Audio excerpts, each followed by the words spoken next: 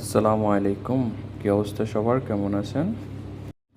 আজকে আমি একটি ফ্লাওয়ার অ্যারেঞ্জমেন্ট বানাবো, যেটি আপনারা আমার হাতে দেখতে পারতেছেন যে একটি গ্লাস।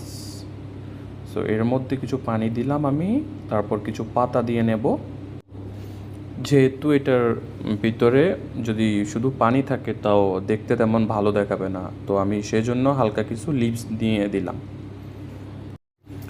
গ্লাসের মধ্যে পাতা দেওয়ার পর আমি এখন এটার মুখটাকে ভালো করে বাঁধার জন্য ডাবল টেপ অ্যান্ড প্লাস্টিক দিয়ে এটার মুখটাকে ভালো করে মরিয়ে নেব,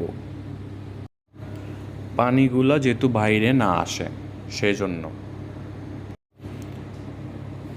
গ্লাসের মুখ বাঁধার পর আমি এখন পোমটা নেব, পোমের মধ্যেই ফ্লাওয়ার লাগাবো। সো সেই জন্য আমি এটার ভালো একটা রাউন্ড শেপ দিয়ে এটাকে কেটে নেব। আর এর মধ্যে অলরেডি পানি দেওয়া আছে। যখন আমি ফ্লাওয়ারগুলো ফ্রিজ থেকে বের করে কেটে কেটে এর মধ্যে গাঁথবো, যদি পানি না থাকে ফ্লাওয়ারগুলো অতি জলদিই ড্যামেজ হয়ে যাবে, সেজন্য এর মধ্যে অলরেডি আমি পানি দিয়ে রেখেছি, যে এটা পুরোটাই এখন পানির মতো। তো আমার এখন এটাকে গ্লাসের উপরে আমি শক্ত করে এটাকে বেঁধে নেব। সো আমার এখন পোমটা ভালো করে বাঁধা শেষ। আমি সেফটিটা চেক করে নেব, এটা কি পড়ে যায় নাকি। মোটামুটি অর্ধেক কাজ আমার শেষ হয়ে গেছে, যেহেতু আমার গ্লাসটা ফিক্স হয়ে গেছে। এখন আমি ফ্লাওয়ারগুলো নেব। আমার হাতে আপনারা দেখতে পাচ্ছেন off white rose and dark pink rose. বাঞ্চগুলা খুলে আমি আমার কয় পিস লাগবে এই অ্যারেঞ্জমেন্টের জন্য, সো আমি ওইগুলা নিয়ে নেব। কত পিস, আমি ডার্ক পিঙ্ক নিলাম 5 পিস, হোয়াইট নেব, অফ হোয়াইট নেব অলসো 5 পিস। তারপর দেখেন আমার রোজগুলো যেহেতু নেওয়া শেষ, বাকি ফ্লাওয়ারগুলো অলরেডি আমি নিয়ে রাখছি আমার হাতে। এখন আপনারা দেখতে পারতেছেন যে লিলি, এটা হচ্ছে লাইট পিঙ্ক লিলি। লিলি দিয়ে অ্যারেঞ্জমেন্ট বানালে অবশ্যই এটার একটা বেটার একটা অপশন, যেহেতু লিলিতে অনেক বেশি স্মেল থাকে আর কি, অনেক বেশি সুবাস থাকে।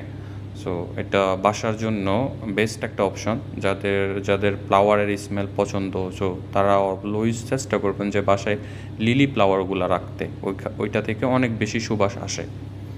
লিলিটা আমি লাগিয়ে নিলাম। তারপর ডার্ক পিঙ্ক রোজ, আমি ওইটাকে সুন্দর করে ভালো একটা শেপে সবগুলো রোজ এখন আমি আস্তে আস্তে ফিক্স করে নেব। তারপর ডার্ক পিঙ্ক রোজ অলমোস্ট আমার লাগানো শেষ হয়ে গেছে। আমি একটা ভালো শেপে এগুলো সবগুলো বসানোর ট্রাই করতেছি। অ্যারেঞ্জমেন্ট বানালে অবশ্যই আপনাকে ওই অ্যারেঞ্জমেন্টের যে শেপটা, ওই শেপটা আপনাকে দেখতে হবে। আর আরেকটা বিষয় হচ্ছে যে কাস্টমারের চাহিদা কীরকম ওইটাও বুঝতে হবে, যেহেতু ওদের বাজেট হিসাবেও আমাদেরকে এগুলো ওই শেপটা আমাকে দিতে হবে। আমার white rose and dark pink রোজ লাগানো শেষ। এখন আমি লাইট পার্পল ক্রিস্যান্থেমামগুলা কেটে নিলাম। এখন এটাকে আমি আস্তে আস্তে সুন্দর করে ওই সেম হাফ রাউন্ড শেপে আমি এগুলাকেও বসাবো। পার্পল ক্রিস্যান্থেমাম লাগানোর পর আমি এখন baby roses, spray roses light pink, এটাকে সুন্দর শেপে কেটে নিয়ে ভালো করে ফিক্স করে নেব অ্যারেঞ্জমেন্টের মধ্যে। বেবি রোজগুলো ভালো করে আমি ফিক্স করে নিয়েছি। সো এখন আমি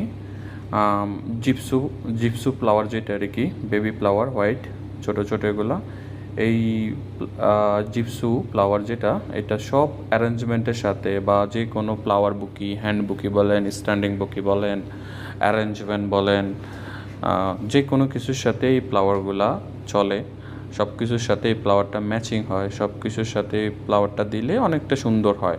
সো আপনারা চাইলে যদি বাসায় ট্রাই করেন আর্টিফিশিয়াল জিপসু বা ফ্রেশ জিপসু, আপনার বাসায় যদি অন্য কোনো ফুল থাকে, অন্য কোনো ফ্লাওয়ার থাকে, ওইগুলোর সাথে এটা দিয়ে আপনি সুন্দর করে একটু অ্যারেঞ্জ করে নিলে দেখবেন অনেক সুন্দর দেখায়। আমার অ্যারেঞ্জমেন্টটা অলমোস্ট বানানো শেষ। তো আমি আপনাদেরকে এখন দেখাবো দেখতে কেমন হয়েছে। অবশ্যই আপনাদের মতামত জানাবেন কেমন লাগলো অ্যারেঞ্জমেন্টটা। কালার কম্বিনেশনটাও কেমন হয়েছে সেটাও বলবেন। আর যদি ভালো লাগে অবশ্যই একটু সাপোর্ট দিবেন, একটি লাইক দিবেন, কমেন্ট করবেন, কেমন হয়েছে অবশ্যই জানাবেন। Thank you so much for watching. Thank you.